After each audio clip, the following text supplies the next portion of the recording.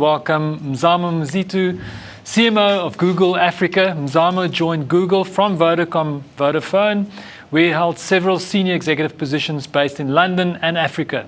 He has an MBA from Gibbs, as well as a postgraduate diploma from UCT, and I know at the moment he's also studying towards a PhD. He's doing an incredible study on language in advertising, so that's going to be so insightful when he finishes that.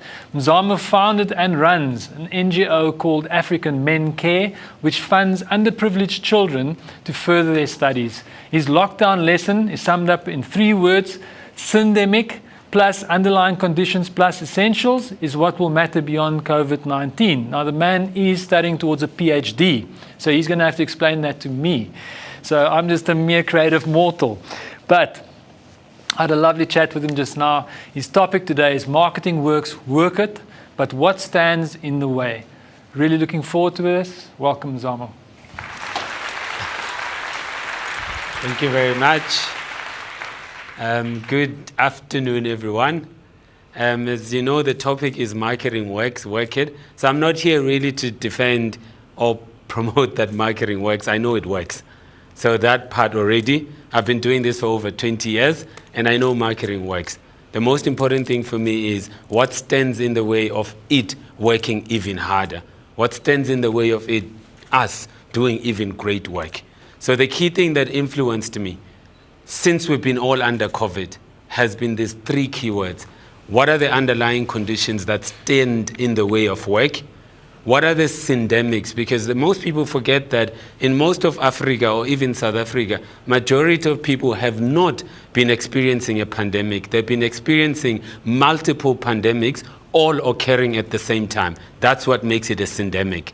And so if you are in LGBTQ community, you are already affected as LGBTQ member, but you're also affected now that you can't work. And the majority of people in the LGBTQ community are self-employed.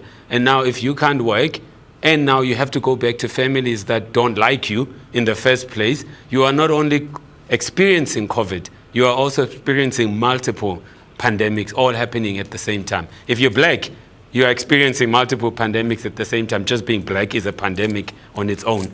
And then you add things like racism, you add things Black Lives Matter. Then if you're a black woman, you are experiencing multiple pandemics. You add things like femicide, gender-based violence. Then you add COVID. So there's a lot more happening. So what are the pandemics or syndemics happening in the way, standing in the way of work? The last thing is what's essential. So what matters, what's essential, what should we do to make the work even greater?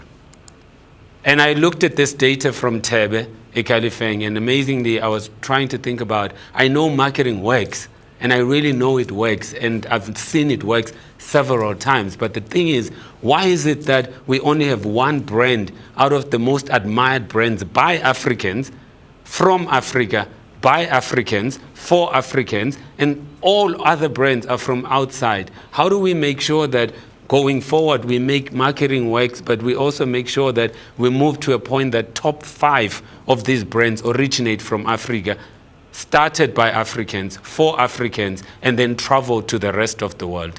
And that's when I know for sure that we've really cracked it and that marketing is working even harder.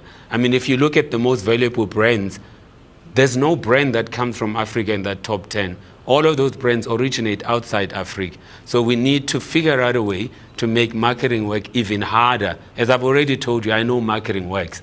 I just need to make it work harder. And now I'm trying to figure out what stands in the way of it working harder. The first lesson, oh, by the way, these images are from 2 great photographers, some South African photographers. One is Kevin McIntosh. I think he's now based in London. And the second one is T.C. Myler. These are my great photographers that I follow because I love photography. Now, the first lesson for me is what stands in the way of the work is that I genuinely believe that the business model, the financial business model of agencies is fucked up. It's broken. It's actually wrong. And you'll forgive my English. It's Friday, so I run out of English on Fridays. And so the key thing is that the first thing, the business model is broken. It is fucked up, and it's actually been broken for a long time. And the margins have been declining year on year, and no one seems to want to talk about this. And how do you do great work when you're broke? I mean, even not just the agency is fucked up, the business model. Now the employees in client and agents are broke. They're just looking cool, but broke. And now how do you do great work when you're broke? Because we know that broke people are risk averse. And if you're risk averse, you're going to suck up because you don't have fuck off money.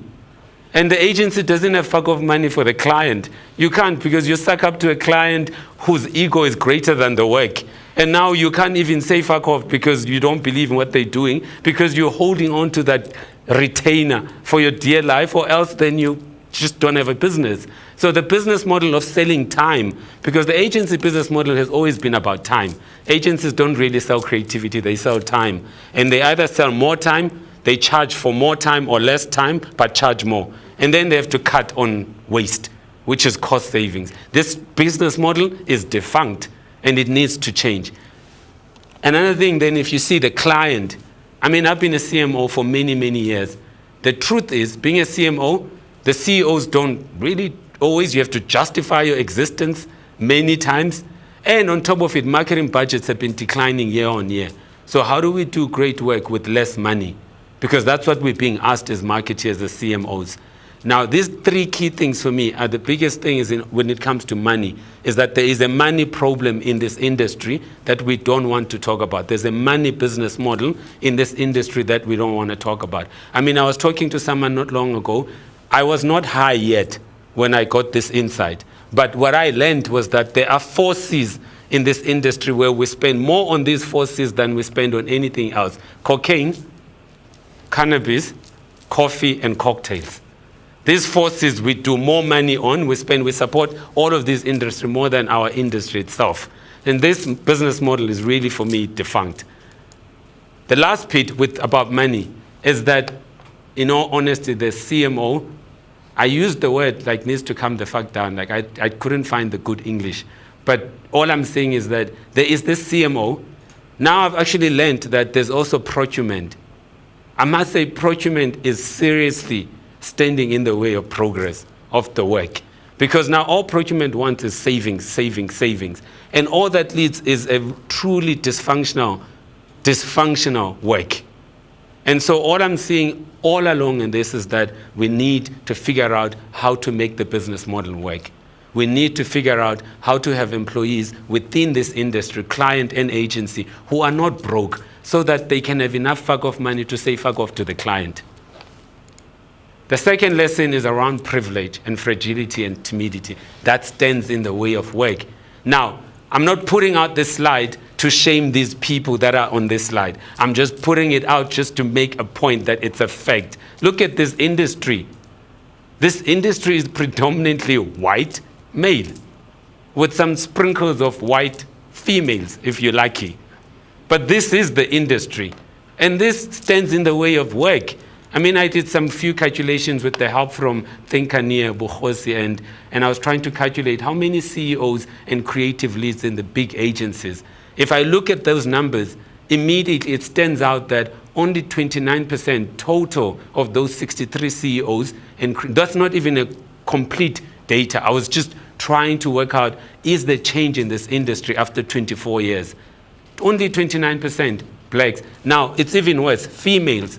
Only 10 females out of 63 are CEOs or creative leads. This stands in the way of work. How is it that we're in an industry where 80% of decision making is done by women, but we only have 4 black women leading or are creative leads in an agency? This stands in the way of work. And this is what also we need to change. Now, if I summarize the things that stands in the way of work on privilege, is the first one, I have to say this. Some of my friends, like some people say some of my friends are black, some of my friends are white, which kind of makes me not racist. But I do speak to white males, and they are fragile when it comes to the issue around privilege. They want a rainbow nation, but they don't want to give anything. They don't want to give up anything, but they still want a rainbow nation. It's practically impossible. You can't want something, but you're not willing to give up anything. Now, the second part is the black male. Unfortunately, we have to say this clearly. Black men are oppressed, but yet they are also oppressive. So they do 2 things all at once. They are oppressed, but they are also oppressive. They are also partly responsible for standing in the way of work. So this is something that we also need to acknowledge. Now let's go to the third person, the white woman. Now the white woman is also oppressed, yet also oppressive. Now the only question I can ask for the white woman is she part of the problem or is she part of the solution? Is she really helping with progress or is she part of the problem? The last part is there are few black-owned agencies. Why there are few black-owned agencies? Now what is the definition of black-owned? Recently, I've been so happy that I saw with Joe Public that they are now the #1 largest black independent agencies. Then I was so happy, but yet I was so confused because when I was reading on social media, there was a backlash. People were unhappy. They're trying to define what it means to be black, black-owned. And maybe this is something then we need to unpack as well, as in what stands in the way of having 100% black-owned agencies. Do we really need 100% black-owned agencies, or we just need fair representation of black people represented in agencies? But this also stands in the way of work. So these are some of the things that we need to fix that I believe stands in the way of work. Lastly, in this thing is that some of the CMOs actually are now black. The major thing I keep asking myself is, are they now part of the problem since I'm part of that problem? And because I know this, the truth is, which people don't like to talk about, is I've been a black CMO for a very long time, but I've always been the only one in the boardroom. And now that's risky to be the only darkie in the room. And now you have your own self to protect, and now you are expected to bring other darkies along with you. And now that's another added risk on yourself. And now you have you who has to survive in this boardroom that is predominantly white male. And then you have now another darkies you need to bring along with you. And that's too much work. So most people, I think, they default immediately to tried and tested agencies, tried and tested white-owned agencies, because the risk is just too high. And so this is also something that stands in the way of work. I truly would like to think that even black CMOs need to also ask themselves the tough questions as, are they part of the problem or are they part of the solution? And this is the question I consistently ask myself as well. The last lesson, and this lesson is something that I'm continuously having to deal with, because as a man, I am part of the problem. Because as a man, as black as I am also privileged. I have unearned privileges because most, as I've told you already and showed you, the industry is predominantly men. So I benefit from that, unearned. Now, the key thing that I'm learning is that if we have 4 black women, 6 white women, their toughest task is that they have to navigate behind, they are most of the time not liked, because they are competent. I have never seen a guy who is incompetent but not liked. Guys can be incompetent and still liked. We know enough politicians in this country who are incompetent, but they are liked. But we know enough, I know enough black women or black politicians, women, who are competent but not liked. And the amazing thing is that when you're a woman, which for me as a guy I've always never really thought about, is that the leaders that are women in the industry, whether it be advertising or client, is that they have to navigate being competent and at the same time not being liked. And most of us, I've heard this many times when guys talk about, she's a bitch, or she's a whore, or she needs to get laid, or she needs to, and now that's insulting and it's wrong, but we all laugh, that's funny. And the thing is, it's wrong, because that stands in the way of work.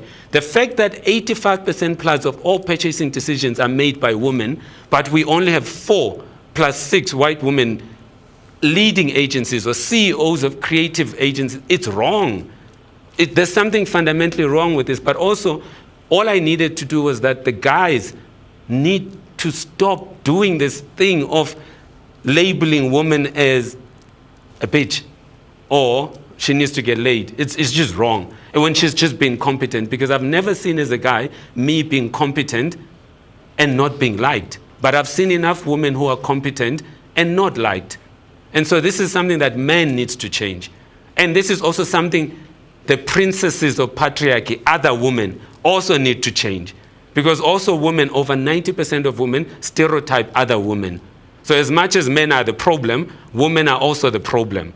Because when they have a woman leader, they also call her a bitch.